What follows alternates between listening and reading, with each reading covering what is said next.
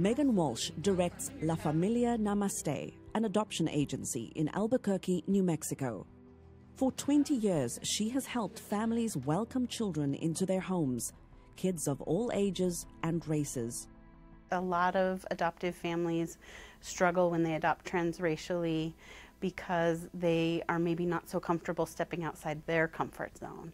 And I think it's really important for adoptive families to be able to realize that when they adopt transracially, they're asking their child to often be the minority even in their family.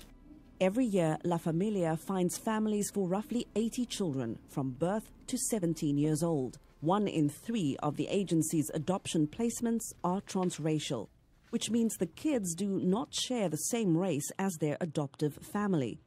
For many parents, race is not an issue. Starting out, I went through the foster care system to adopt, and they just say, we have a little boy, you know, this is his name, this is where he's at. And he was in the hospital, and so you go and you fall in love, and they're your child.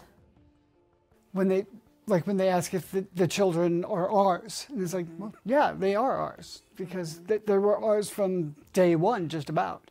Doesn't really matter where they came from, they're here now. Transracial adoptions come with their own challenges.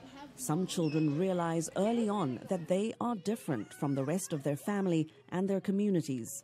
At 10, he's just starting to notice that people might be looking at us, that we don't look like every other family in town, that there aren't as many black children in our neighborhood. Adopted children can often feel lonely or like outsiders, especially if they live in what they see as an all-white world. The first thing that families need to do when they're raising a black child or a child of an ethnicity different than theirs is that they need to find professionals in their community that share ethnicity with their child. Skin care or hair care is another challenge for white families who adopt black kids, particularly girls. With most families, what I've found is that they start by coming in and asking about, hair. That's the initial referral. But the truth of the matter is that it's so much deeper than that. Self-esteem, of course, how a child feels being in a place like New Mexico where we have such a small population of people of African descent.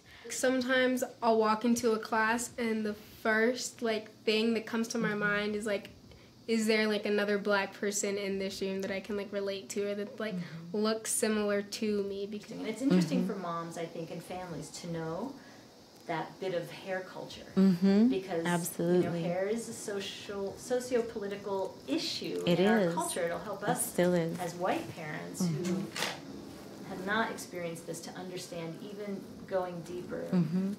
Learning to value everyone of every ethnicity and not to be afraid of what we don't know.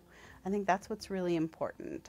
People that get really stuck on being colorblind, I feel like they're doing their kids a disservice because they're not teaching them that how they are is wonderful and how they came into this world is important and vital for everybody.